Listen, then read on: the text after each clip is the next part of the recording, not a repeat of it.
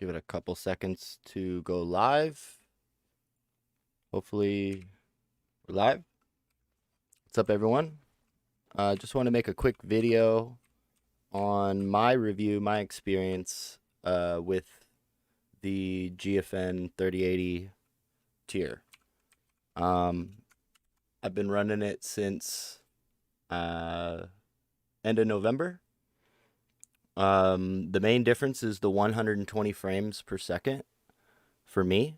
I've been playing somewhat, I wouldn't call it competitive, but competitive Apex Legends. So it's a first-person shooter.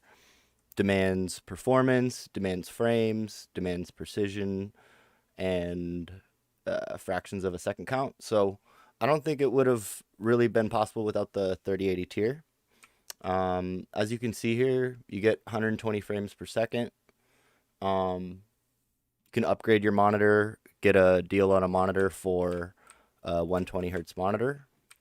As long as you have a good internet connection, as you can see, it's using 33 to 45 or 50 megabytes per second.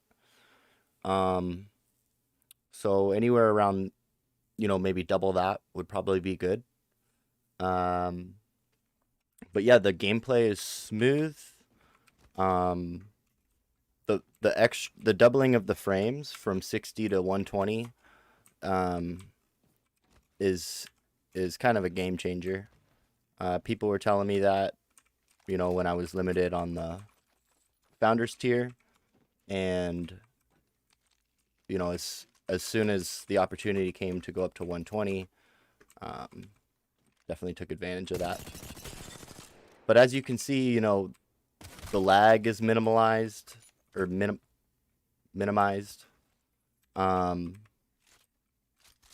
mean, I haven't played natively Apex, but this feels a lot more responsive than just the basic tier. Very, very precise. There's some settings that I could show you. Basically, let me see if they're... If I pull them up. Maybe it won't let me show settings here. But basically, when you are setting up your GFN settings, you have like 3 different basic options on the bottom right of your settings page when you're looking at the library. You have balanced, I believe, which is maybe the default, and this is determining your bandwidth. Your connection bandwidth, the total used figure here. So the setting I have it on is the custom. Like I said, there's going to be the default balanced. There's going to be a competitive, which is their version of high performance. And then there's like data saver. So it goes data saver, balanced, performance, to custom. And then you want to go into custom as long as you have a high bandwidth, a high internet connection, and set that slider to as high as it can go. It's like 50. And then you want to make sure that you check. Here, I have a screenshot of it. Let me pull it up. Where would it have been, though? You want to check the box that says, don't interrupt my stream if the internet is slow, or don't compromise my connection. And then some other things you can do is, I mean, every game that I've tried max settings on has worked out. But as far as the Apex settings I use, this is not right. I think I had that flipped around from when my setting was actually on 60.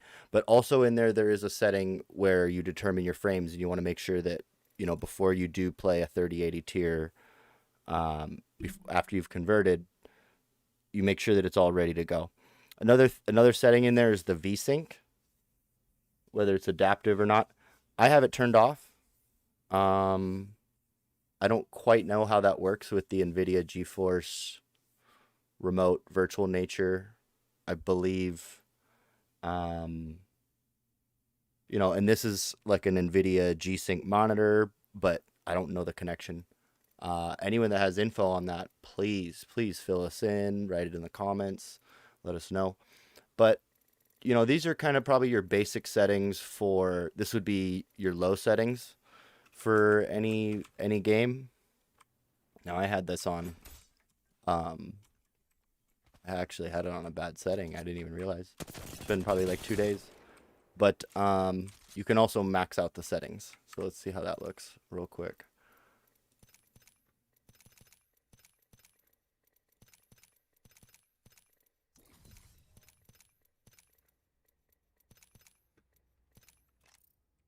Then I'll probably end this video, just make it real quick, because all I really wanted to say is, you're going to get the additional frames. If you have the bandwidth, if you're near a server, if there's a good reputation for the GeForce service in your area. I can't speak on areas that don't necessarily have access to a GeForce server yet, and I am not really dialed in on what's happening product-wise, but I think it's a steal for the price. I was in it as a founder, and especially right now with what's going on with access to PC parts and gaming PCs in general, with the supply shortage, it's kind of the perfect time for cloud gaming. And I think the 3080 tier, this higher performance tier, it delivers one of the closest experiences I think you could get to native without actually being native. So, I don't know. I actually think I'm going to wrap the video up here. I'm going to jump into just a regular live stream, but I'll cut this so that it's a less than 10-minute video. Hopefully you found it helpful. Thank you guys for checking it out. Come hang out with me on the channel, whether that's on Twitch or YouTube, even on Facebook. And yeah, let's hang out. I'm definitely a GFN player until the day comes that I can upgrade to a PC. But, like I said, with the supply chain shortages, with all the pitfalls right now of having to, the entry point pitfalls right now, I should say, or the upgrade pitfalls, this is a win-win, and it's just an even more of a win if you're doing basic games, like if you're just playing Valheim or something that's not a first-person shooter, like a platformer, Tomb Raider, just some 3D game like Cyberpunk that doesn't really need precision shooting. It's going to be beautiful. The GPU that they give you access to on their servers are very high quality. I'm blown away. So I'm going to end the video here. Thank you all for checking it out. I'll see you on some of my live streams. Have a good one.